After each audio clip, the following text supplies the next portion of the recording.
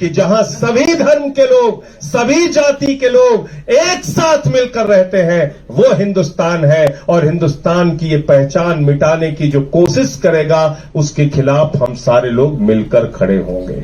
अब भाजपा ही कह रहे हैं हनुमान चालीसा पढ़ना, चलो मस्जिद में लेके चल रहे हैं। बताइए, मस्जिद में हनुमान चालीसा पढ़ा रहे, कह रहे दरगाह चलो वहां तुम्हें हनुमान चालीसा पढ़ाना है, ताजमहल चलो वहां हनुमान चालीसा पढ़ाना है, कुतुब मीनार के सामने, अरे भैया कुतुब मीनार के सामने हम हनुमान चालीसा काहे पढ़ेंगे? वो जिन्ना के साथ नहीं गया, वो हिंदुस्तान में गांधी के साथ रहा, वो राष्ट्रपिता महात्मा गांधी के साथ रहा। उसने कहा कि हमारे मुल्क को आजाद कराने के लिए हमारे उलेमाओं ने अपने प्राणों की आहुति दी है, गर्दन कटाया है। बहादुर शाह जफर के नेतृत्व में लाखों लोगों ने, हजारों लोगों ने अंग्रेजों के खिलाफ लड़ाई लड़ने का काम किया है। 1857 की क्रांति हुई है। ये हमारा मुल्क है, हम इस मुल्क को छोड़कर नहीं जाएंगे। 50 साल आजादी के पूरा होने पर केजरीवाल जी को तो नहीं बुलाया बांग्लादेश वालों ने, बुलाया था क्या? किसको बुलाया था? मोदी जी को बुलाया था। अब मोदी जी वहां गए तो उन्होंने कहा कि हम बांग्लादेश की आजादी के योद्धा हैं, बांग्लादेश को आजाद कराने के लिए हम जेल गए थे। हाजी इरशाद साहब और मछली मुर्गा मंडी के चेयरमैन हाजी मेहरबान कुरैशी साहब, इनकी मुझे ज्यादा चिंता है क्योंकि अभी जब मैं आ रहा था तो मैंने देखा यूपी में हमारे बाबा जी ने एक आदेश जारी किया है कि जो गौ पालन करेगा उसका भी राशन कार्ड नहीं बनेगा और जो मुर्गी पालन करेगा उसका भी राशन कार्ड नहीं बनेगा। तो आपकी मंडी अब बंद होने वाली है। हमारे बाबा जी ने कह दिया है कि अगर आपने मुर्गी पालन किया तो आपका राशन कार्ड नहीं बनेगा, और गौ पालन किया तब भी राशन कार्ड नहीं बनेगा, और बिजली अगर आपके घर में आती है, बिजली का बिल आता है, तब भी आपका राशन कार्ड नहीं बनेगा, और अगर आपने भैंस पाल रखी है तब भी राशन कार्ड नहीं बनेगा। तो आप समझ सकते हैं, चुनाव के पहले हर घर राशन पहुंच रहा था और चुनाव के बाद कह दिया मुर्गी पालोगे तो राशन नहीं मिलेगा। ये हालत है। तो बहुत ही अच्छा सब्जेक्ट है और मेरी जिंदगी का सबसे पसंदीदा सब्जेक्ट है कम्युनल हार्मनी, सांप्रदायिक सौहार्द। और मैं समझता हूं कि हिंदुस्तान के लिए अगर किसी सब्जेक्ट की इस समय सबसे अधिक अहमियत है, सबसे ज्यादा जरूरत है जिस मुद्दे पे चर्चा करने की, तो वो मुद्दा है सांप्रदायिक सौहार्द का मुद्दा। और इस मुल्क में इस बात की चर्चा इसलिए भी जरूरी है कि हमारे देश का कॉन्स्टिट्यूशन, हमारे देश का संविधान, हमारे देश का आईन, हमारे देश के संविधान की प्रस्तावना ये कहती है कि भारत एक धर्मनिरपेक्ष देश है, भारत एक सेकुलर कंट्री है जहां पे सभी धर्म के लोग आजादी के साथ एक बराबरी के साथ रह सकते हैं। ये हम नहीं कह रहे, ये बाबा साहब डॉक्टर भीमराव अंबेडकर के द्वारा लिखा गया भारत का संविधान है।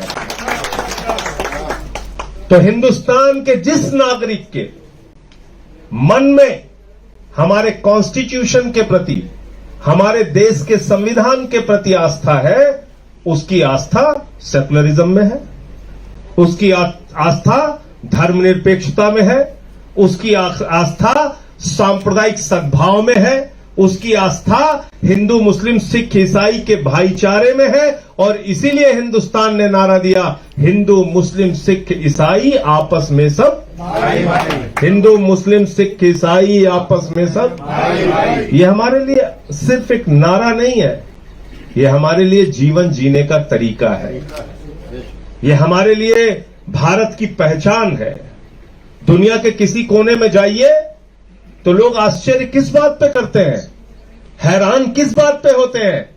वो इस बात पे हैरान नहीं होते कि आप हिंदुस्तान से आए हैं, वो इस बात पे हैरान होते हैं कि अरे आपका 130 करोड़ लोगों का देश, जहां हिंदू भी रहते, मुसलमान भी रहते, सिख भी रहते, ईसाई भी रहते, दलित भी रहते, पिछड़ा भी रहते, अगड़े भी रहते, सवर्ण भी रहते, तमिल भी रहते हैं, मराठी भी रहते हैं, गुजराती भी रहते हैं, पंजाबी भी रहते हैं, यूपी वाले भी रहते हैं, बंगाली भी रहते हैं, उड़िया भी रहते हैं, जहां पर अलग अलग भाषाओं के अलग अलग जातियों के, अलग अलग क्षेत्र के, अलग अलग धर्म के मानने वाले लोग रहते हैं, वही हमारा हिंदुस्तान है। हमारा कहना है विविधता में एकता भारत की विशेषता, यानी यूनिटी इन डाइवर्सिटी वाले मुल्क हम हैं। हमारी पूरी दुनिया में पहचान यह है कि जहां सभी धर्म के लोग, सभी जाति के लोग एक साथ मिलकर रहते हैं, वो हिंदुस्तान है। और हिंदुस्तान की ये पहचान मिटाने की जो कोशिश करेगा, उसके खिलाफ हम सारे लोग मिलकर खड़े होंगे।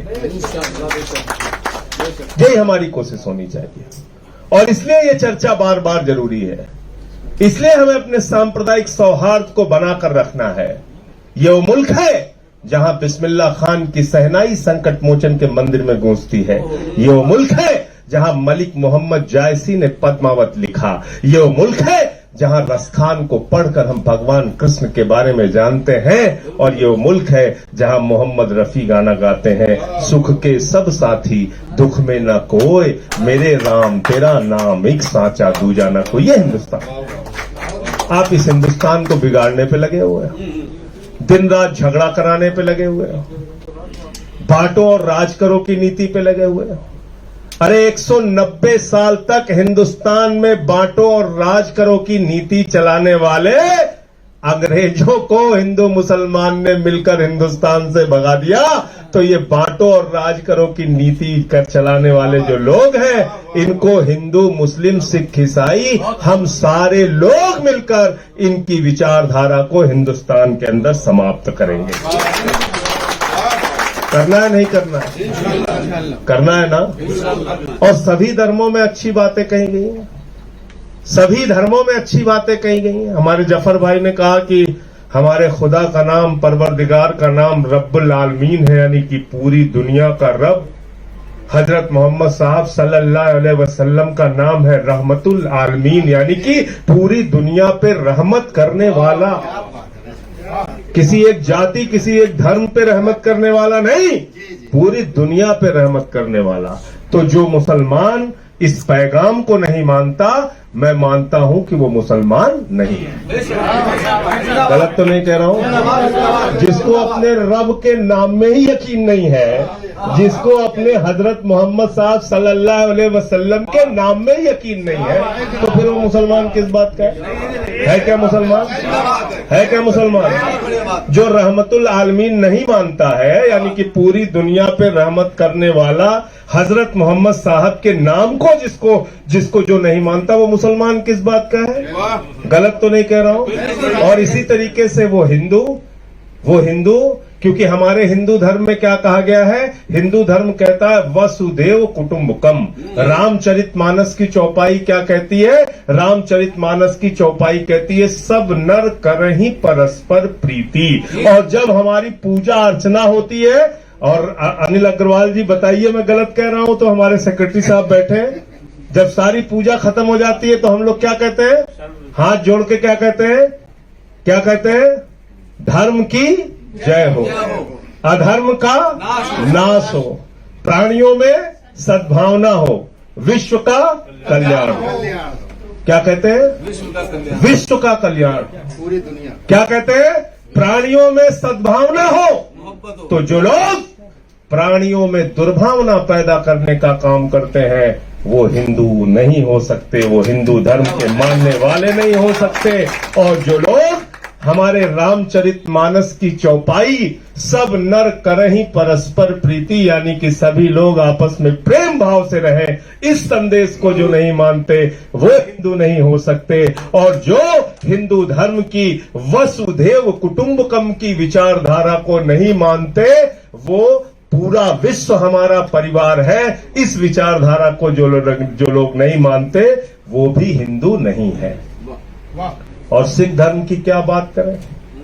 सिख धर्म को तो आप पढ़ेंगे तो हैरान हो जाएंगे, और जितना पढ़ते जाएंगे उतना आप हैरान होंगे। एक ऐसा धर्म जहां राम की वाणी, जहां कृष्ण की वाणी, जहां कबीर की वाणी, जहां रसखान की, जहां तमाम धर्मों की वाणियां हैं, ऐसे गुरु ग्रंथ साहब को हम सब नतमस्तक करते हैं। और इनके धर्म में ये बताया गया है, हिंदू है, मुसलमान है, सिख है, ईसाई है, दुनिया के किसी भी हिस्से में अगर तुम रहते हो, तुम्हारे बगल कोई आदमी भूखा नहीं रहना चाहिए। उसको खाना खिलाने के लिए खुद भूखे सो जाना सेवा का कार्य सबसे ज्यादा सिख धर्म में सिखाया गया। प्रेम का कार्य, आपस में भाईचारे का कार्य, लोगों की मदद करने का कार्य। आप मुझे बताओ, बड़े से बड़ा मंत्री हो, बड़े से बड़ा अरबपति हो, बड़े से बड़ा करोड़पति हो, विधायक हो, सांसद हो, केंद्र का मंत्री हो या मुख्यमंत्री हो, वो गुरुद्वारे के सामने जाता है तो वहां बाहर अगर भिखारी का भी चप्पल पड़ा हुआ है तो उसको साफ करके चमका कर देता है। यह है सिख धर्म का धर्म। बताओ मुझे, है कि नहीं है? होता है कि नहीं है? वो नहीं देखता कि किस धर्म का आदमी गुरुद्वारे में गया, किसकी चप्पल बाहर पड़ी है। अगर कोई मुसलमान भी गया है गुरुद्वारे के अंदर, कोई हिंदू भी गया है गुरुद्वारे के अंदर, तो बाहर बैठ के उसकी चप्पल साफ करता है। ये इससे बड़ा संदेश किसी धर्म का मिल सकता है? तो सभी धर्मों के अंदर आप जाओगे तो वहां भाईचारे की बात कही गई है, वहां एकता की बात कही गई है, वहां प्रेम की बात कही गई है, वहां अहिंसा की बात कही गई है। बौद्ध धर्म तो पूरी दुनिया को शांति का संदेश देता है, पूरे दुनिया को शांति का संदेश देता है। तो जब हम ऐसे देश में रहते हैं तो ये तो हमारे लिए बहुत खुशी की बात होती है कि हम ऐसे मुल्क में रह रहे हैं जहां पर इतने सारे धर्म के अच्छे संदेश हमारे जीवन जीने के लिए हैं। इस्लाम के भी हैं, सिख के भी हैं, ईसाई के भी हैं, हिंदू के भी हैं। यही तो हमारी विविधता है। अब कुछ लोग क्या कर रहे हैं, अब मतलब बचपन में हम लोग पैदा हुए तो हमारे पिताजी कहते थे बेटा हनुमान चालीसा पढ़ना है, चलो हनुमानगढ़ी। अब भाजपाई कह रहे हैं हनुमान चालीसा पढ़ना है, चलो मस्जिद में लेके चल रहे हैं। बताइए, मस्जिद में हनुमान चालीसा पढ़ा रहे हैं, कह रहे दरगाह चलो वहां तुम्हें हनुमान चालीसा पढ़ाना है, ताजमहल चलो वहां हनुमान चालीसा पढ़ाना है, कुतुब मीनार के सामने। अरे भैया, कुतुब मीनार के सामने हम हनुमान चालीसा काहे पढ़ेंगे? कौन सा बजरंगबली वहां पे है? बताइए आप, बताइए। अरे भाई, हमें हनुमान चालीसा पढ़ना है, हम हनुमान जी के मंदिर में जाएंगे, श्रद्धा से वहां सर झुकाएंगे, हनुमान चालीसा का पाठ करेंगे, पढ़ेंगे, अपने घर पे धार्मिक आयोजन करेंगे, बजरंगबली की तस्वीर लगा के वहां हनुमान चालीसा पढ़ेंगे। मस्जिद में कौन हनुमान चालीसा, कहाँ लिखा हुआ भाई? बताइए कि मस्जिद में जाकर हनुमान चालीसा पढ़ना। तो सिर्फ एक आपस में दिन रात झगड़ा कराना है, आपस में लड़ाना है, ये हमारे मुल्क की पहचान नहीं है। और देखिए, एक बात मैं आपको और बता दूं कि हमने हिंदुस्तान को धर्मनिरपेक्ष राष्ट्र के रूप में चुना। हमने इसको इस्लाम राष्ट्र नहीं बनाया, हमने इसको हिंदू राष्ट्र नहीं बनाया, हमने इसको सिख राष्ट्र नहीं बनाया, हमने इसको ईसाई राष्ट्र नहीं बनाया, हमने भारत को सेकुलर राष्ट्र बनाया। गलत तो नहीं कह रहा हूं? अगर इस्लाम राष्ट्र बनाना होता, मुस्लिम राष्ट्र बनाना होता, तो बगल में पाकिस्तान है, चले गए होते सारे मुसलमान यहां से। तो जो मुसलमान हिंदुस्तान में है वो मुसलमान हिंदुस्तानी है, भारतीय है, और उसका सेकुलरिज्म में यकीन है, धर्मनिरपेक्षता में उसका यकीन है। वो जिन्ना के साथ नहीं गया, वो हिंदुस्तान में गांधी के साथ रहा, वो राष्ट्रपिता महात्मा गांधी के साथ रहा। उसने कहा कि हमारे मुल्क को आजाद कराने के लिए हमारे उलेमाओं ने अपने प्राणों की आहुति दी, एक गर्दन कटाया है। बहादुर शाह जफर के नेतृत्व में लाखों लोगों ने, हजारों लोगों ने अंग्रेजों के खिलाफ लड़ाई लड़ने का काम किया है। 1857 की क्रांति हुई है। ये हमारा मुल्क है, हम इस मुल्क को छोड़कर नहीं जाएंगे। तो आप ऐसे देश में दिन रात आप खाली नफरत फैलाने की बात करते हैं, और चुनाव में तो ऐसी बात करते हैं लोग कि मतलब वो हमारे अमित शाह जी गए, गृह मंत्री जी भाषण देने शामली में, तो कहने लगे जाटों से हमारा 800 साल पुराना रिश्ता है। अच्छा, इन लोग रिश्ता भी बहुत पुराना होता है। 800 साल, हजार साल, 1200 साल। हमने कहा तुम्हारी उम्र 58 साल की है, रिश्ता तुम्हारा 800 साल का। तो कहने लगे कि ये लोग भी मुगलों से लड़ाई लड़े, हम भी मुगलों से लड़ाई लड़ रहे। तो हमने कहा भाई मुगल हैं कहां हिंदुस्तान में, बताओ हमें। 1857 के अंतिम बादशाह थे बहादुर शाह जफर, जिनकी रंगून में मजार है, जहां पर कि हमारे प्रधानमंत्री जी खुद श्रद्धा व्यक्त करने के लिए गए थे। गए थे कि नहीं गए थे? गए थे ना? तो बहादुर शाह जफर के प्रति तो पूरे हिंदुस्तान के मन में श्रद्धा है, क्योंकि उन्होंने 1857 की क्रांति लड़ी। तो तुम किस मुगल से लड़ रहे हो? कहां है मुगल हिंदुस्तान के अंदर? आप मुझे बताइए। ये कुरैशी साहब है, ये जाकिर है, ये कोई हुसैन है, कोई अहमद है, तो ये सब मुगल खानदान से है लोग। आप बताइए किससे लड़ रहे हैं भाई आप? तो इसलिए ये ऐसी तमाम नकली बातें कर करके दिन रात झगड़ा कराने का काम करते रहते हैं। अभी मुझसे पत्रकारों ने पूछा, कहने लगे कि वो कह रहे हैं कि साहब बांग्लादेशी घुसपैठियों को आम आदमी पार्टी ने बिल्कुल घुसेड़ दिया है, ला दिया है दिल्ली के अंदर। मैंने कहा भाई पार्लियामेंट में सवाल पूछा सरकार से, तो पार्लियामेंट के अंदर जवाब है भाजपा सरकार का, मोदी जी की सरकार का, कि उनके पास कोई आंकड़ा नहीं है कि हिंदुस्तान में कितने बांग्लादेशी घुसपैठे हैं। और मैंने कहा दूसरी बात ये जान लीजिए कि जो भाजपा का नेता बांग्लादेशी घुसपैठियों के खिलाफ बोलेगा, हमारे प्रधानमंत्री जी उसको डंडा लेके खोज रहे हैं, वो बांग्लादेश की आजादी के योद्धा है।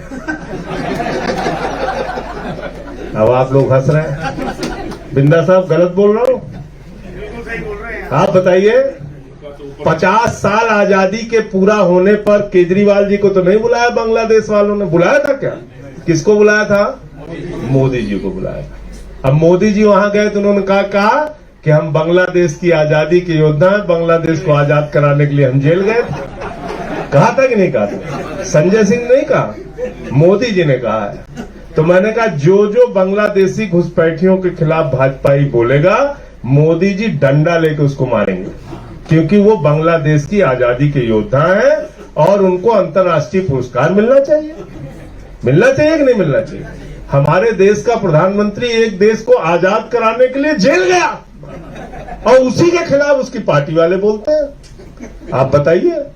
तो मैंने कहा भाई देखिए, बांग्लादेश की आजादी के योद्धा है प्रधानमंत्री जी, और इसलिए अगर उनके खिलाफ कोई बोलता है, सबसे आज तक 8 साल में, और मैं आधिकारिक रूप से कह रहा हूं पार्लियामेंट का मेंबर होने के नाते, 8 साल में बांग्लादेशी घुसपैठियों का एक मामला आज तक नरेंद्र मोदी जी ने बांग्लादेश की प्रधानमंत्री के सामने नहीं उठाया। आज तक नहीं उठाया। और देश का माहौल बिगाड़ने के लिए दिन रात यही सब बातें करते हैं लोग। तो इसलिए इनके नकली मुद्दों में नहीं फंसना है। इनको ना तो धर्म से मतलब है और ना तो देशभक्ति से मतलब है। देशभक्ति से भी इनका कोई लेना देना नहीं है और धर्म से भी इनका कोई लेना देना नहीं है, क्योंकि इन लोगों का खुलासा मैंने किया था। क्या किया था? 5 मिनट में 16.5 करोड़ रुपए राम मंदिर की चंदा चोरी की थी लोगों ने 5 मिनट के अंदर। तो जो लोग, और अभी काशी के अंदर सैकड़ों मंदिर तोड़े गए थे कॉरिडोर के नाम पे, सैकड़ों मंदिर तोड़े गए वहां। और आज नए नए मुद्दे खड़ा कर देते हैं लोग। इसलिए हम लोगों को अपने धर्म की जो सच्चाई है वो लोगों तक पहुंचाना है। हमारे धर्म के जो अच्छे संदेश हैं वो लोगों तक पहुंचाना है। प्रेम का, भाईचारे का, अहिंसा का, सद्भावना का, और ये जो कम्युनल हार्मनी शब्द लिखा है आपने, ये कम्युनल हार्मनी, सांप्रदायिक सौहार्द का जो संदेश है वो हमको घर घर तक पहुंचाना है। और इसके लिए अकेले मुसलमान की जिम्मेदारी नहीं है, अकेले हिंदू की जिम्मेदारी नहीं है, अकेले सिख, अकेले ईसाई की जिम्मेदारी नहीं है, बल्कि सबके मिल की जिम्मेदारी है। जो इस देश से मोहब्बत करता है उसको इस देश की सांप्रदायिक सौहार्द को बनाने के लिए काम करना है। तो ऐसी जो गोष्ठियां आप यहां आयोजित कर रहे हैं बंद कमरे में, मैं तो कह रहा हूं इसके आयोजन खूब कराइए, इसके ज्यादा से ज्यादा आयोजन कराइए और सभी धर्मों के लोगों को बुलाइए। बहुत सारे लोगों को पता भी नहीं है, मैं आपको बताऊं। जैसे मान लीजिए सारा ज्ञान तो आजकल व्हाट्सएप से आता है नहीं आता? दिन भर में अगर 500 नफरत का मैसेज हमारे पास आ रहा है तो एकाध के चक्कर में आदमी फंस ही जाता है, फंसता है, स्वाभाविक है, उसको बहुत ज्यादा जानकारी है नहीं। तो हिंदुस्तान की आजादी में, हिंदुस्तान को आजाद कराने में मुसलमानों का क्या योगदान रहा या सिखों का क्या योगदान रहा या हमारे सारे जो महापुरुष हैं उनका क्या योगदान रहा, अगर हम ये बताने की कोशिश करेंगे, या हमारे धर्म का सही संदेश क्या है अगर हम ये बताने की कोशिश करेंगे, तभी मुझे लगता है कि ये मुल्क बच सकता है और इस देश की एकता कायम रह सकती है। वरना तो लड़ाने के लिए तो 365 मामले रोज तैयार किए रहते हैं, एक के बाद एक, और हर 15 दिन में इनका एजेंडा तय रहता है, इसके बाद ये करना है, इसके बाद ये करना है। आप मुझे बताइए, ये एक ऐसा देश है, मैं अभी जिक्र हो रहा था लखनऊ के रहने वाले हमारे अग्रवाल साहब, मैं लखनऊ से थोड़ा सा आगे है बाराबंकी, और बाराबंकी में देवा शरीफ है, देवा शरीफ में हजरत वारी शरीफ साहब की दरगाह है। तो एक बार मैं वहां पे गया, तो लगभग शाम का वक्त हो रहा था, तो लोगों ने कहा कि भाई अभी यहाँ पे आरती होनी है। तो मैं थोड़ा सा चिंतित हुआ, मैंने कहा कि दरगाह पे आरती होनी है, तो फिर मैं रुक गया। मैंने देखा कि एक ग्रुप वहां पे आया और उन्होंने अपनी आरती शुरू की कि वारिस तुम ही हो, कन्हैया तुम ही हो, मेरी जीवन नैया के खेवैया तुम ही हो, और रखना मेरी लाज ए बन मुरारी, करूं वंदना जग के वारिस तुम्हारी। ये हिंदुस्तान, ये हिंदुस्तान जहां पे कि दरगाहों में आप जाइए, सूफी संतों के बीच में जाइए, सर्वधर्म सद्भाव की बातें आपको सुनने को मिलती है और सभी धर्मों के लोग वहां श्रद्धा से जाते हैं। जालंधर में नकोदर आप चले जाइए, गए होंगे आप लोग, वहां बहुत सारे सभी धर्मों के लोग वहां जाते हैं।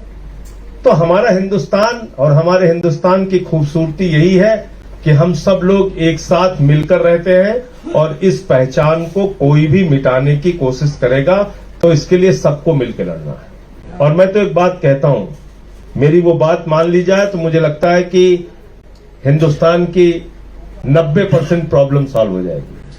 अगर मुसलमानों के ऊपर जुल्म और अत्याचार हो तो उसके लिए सबसे मजबूत आवाज हिंदुओं की उठनी चाहिए, और हिंदुओं पे अत्याचार और जुल्म हो तो सबसे मजबूत आवाज मुसलमानों के ऊपर उठनी चाहिए। और अगर सिखों के ऊपर जुल्म हो तो हिंदू और मुसलमान मिलकर दोनों उनके लिए आवाज उठाएं, और अगर हिंदुओं पर जुल्म हो तो सिख और मुसलमान उसके लिए मिलकर आवाज उठाएं। ये तब हिंदुस्तान है। अभी मैं आ जा रहा था तो मैंने देखा कि अब चर्च को लेकर शुरू कर दिया कर्नाटक में, कह रहे साहब अब चर्च तोड़ने हैं। इस चर्च, तो भाई इस चीज का तो कोई अंत है नहीं। अभी मैं रात में कहूं कि भैया मुझे रात में सपना आया है कि जहां पे मोदी जी का घर है उसके नीचे 3 मंदिर है। अब इस बात का तो कोई समाधान है नहीं। आप कुछ भी बोलते रहिए, कुछ भी बोलते रहिए, ऐसी बातों का भाई हम ये कह रहे हैं, हम रोज नए झगड़े के मुद्दे क्यों निकालते हैं? इस देश में समस्याओं की कमी है क्या? बेरोजगारी चरम पर, महंगाई चरम पर, रुपया न्यूनतम स्तर पे, लोग आज रोजगार के लिए तरस रहे हैं, दुकानें चौपट हो गई, व्यापार चौपट हो गया। 2 साल कोरोना में 47 लाख लोगों का आंकड़ा WHO दे रहा है कि लोग मारे गए हिंदुस्तान के अंदर। इन सारे मुद्दों पे हम कोई बात ही नहीं करते। GST से हमारा व्यापार चौपट हो रहा है, कोई मुद्दों पे, इन सारे मुद्दों पे बात नहीं करते। किसान को उसके फसल का दाम नहीं मिलता, खुद ही चिल्ला रही सरकार गेहूं का उत्पादन कम हो गया। अब लोगों को गेहूं नहीं मिलेंगे राशन में, शुरू कर दिया यूपी के अंदर, घोषणा कर दी कि अब राशन में गेहूं नहीं मिलेगा, सिर्फ चावल खाओ। और आप दिन रात बस खाली नफरत की बुनियाद पे हिंदुस्तान को बनाना चाहते हैं। तो वो कहते हैं मारो काटो, लोगों को बर्बाद करो, और हम कहते हैं बेघर बेदर लोगों को आबाद करो। ये हमारी राजनीति का हिस्सा है। मोहब्बत से, भाईचारे से, एकता से ये मुल्क आगे बढ़ेगा। सबका साथ सबका विकास सिर्फ एक नारा नहीं है, हकीकत में उतरना चाहिए। सबका साथ सबका विकास करने के लिए एक साथ सबको लेकर चलना होगा, सभी धर्मों का सम्मान करना पड़ेगा, सबके प्रति अपनी सबको इज्जत से बात करनी पड़ेगी। आप दिन रात अगर देश को सिर्फ लड़ाई और झगड़े में फंसा के रखेंगे, ये मुल्क कभी तरक्की के रास्ते पर नहीं। भारत माता की जय खाली एक नारा नहीं हो सकता। भारत माता की जय लगाने का मतलब है भारत में रहने वाले 130 करोड़ लोगों की जय लगाओ। आप 130 करोड़ लोगों की खुशहाली की बात करो आप, तब भारत माता की जय होगी। कि आपसे गुजारिश है कि अगर इसको बचाना चाहते हैं तो नेशनल दस्तक को सब्सक्राइब करने के लिए रेड कलर के सब्सक्राइब बटन को दबाएं, फिर बेल आइकन की घंटी दबाएं। नेशनल दस्तक को बचाने के लिए बहुत जरूरी है कि हर खबर को शेयर करें, लाइक करें, कमेंट जरूर करें।